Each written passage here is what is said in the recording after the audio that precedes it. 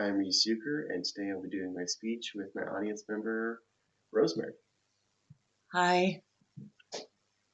I'm ready to begin my speech. What do you think is the lowest percent of the popular vote that a U.S.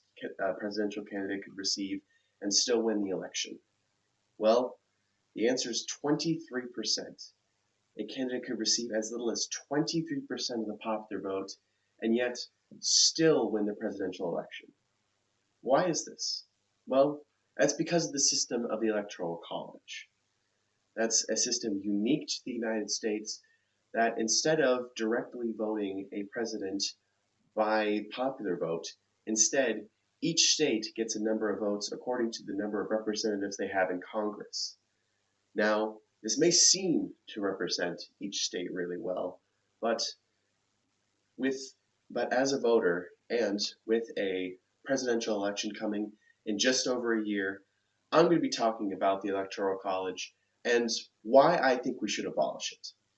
I'm going to be talking about history of the Electoral College, some recent issues we've had the Electoral College within the past couple years, and what it would look like in the future without the Electoral College.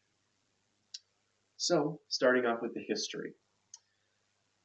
The U.S. Electoral College dates back to the founding of the Constitution.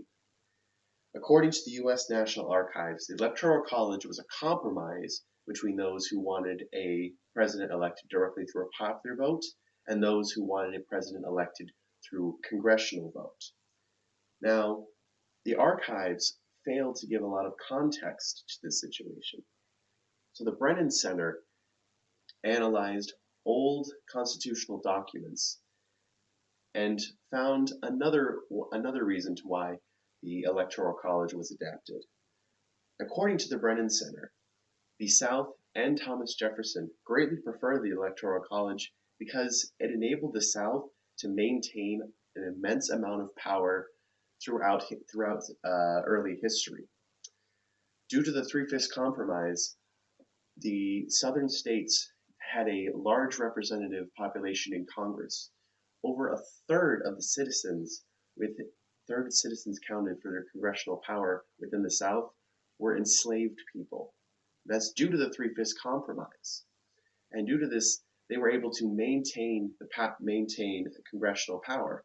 And with the Electoral College, the citizens within each state could vote, and they could use their vote to keep these Southern slaveholders in power in Congress, and to ensure that the enslaved people could not use their votes to progress anti-slave leaders into Congress. The Brennan Center also states that the Electoral College has been used throughout history to maintain the power of Southern slave owners and Southern states throughout congressional history. Now, moving to more recent history. Why should we get rid of the Electoral College? Why now? Well, according to the Pew Research Center, out of 46 presidents, five presidents have been elected without the popular vote. That's over 10%. And two of those were within just the past 25 years. The first instance was in 2000 with the election of George Bush over Al Gore. Now, this election was one of the closest in U.S. history. Al Gore lost the election by less than 5 electoral votes, but he won the popular vote by 0.5% or over 500,000 votes. Now, this instance was a massive controversy. There were massive court cases, there were demands of recounts, and in the end, it was a huge dividing issue for the nation. But now we move to more current times, just to 2016.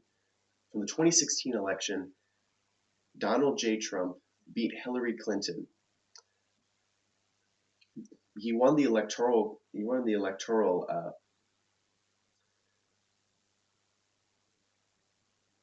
the Electoral Congress, but he lost the popular vote. Hillary Clinton won the popular vote by nearly 4 million votes. And the result, the United States threw into chaos. There were riots all throughout the country, massive protests, billions of dollars of damage caused by these riots.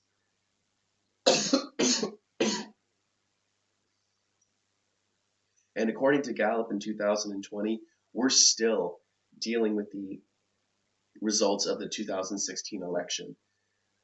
The confidence in the United States government and the confidence in our electoral system have been permanently damaged by the 2016 election.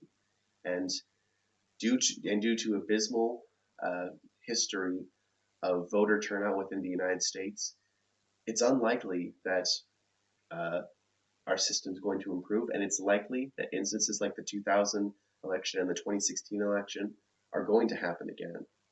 So, how do we change this? Well, simply put, abolish the Electoral College system. Let's go straight to a popular electoral system. Gallup discusses the advantages of a popular electoral vote in their 2016 article. One big advantage is increase in voter turnouts. In many states, particularly states with overwhelming conservative or overwhelming Democratic voters, voters who are of the opposite party from the party in power often feel their vote doesn't matter. Their vote will not go towards progressing their candidate's likelihood of succeeding. Now, in many battleground states where there isn't one state directly in power, their votes are very important. But in these states, the states that candidates are less likely to go, and another example is that the states where an overall majority, candidates are more likely to appeal towards wider demographics in there.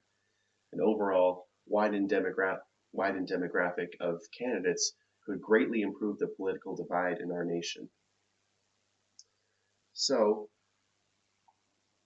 to summarize everything, your vote matters.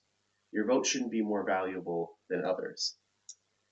And remember to vote, but only once, because that's illegal.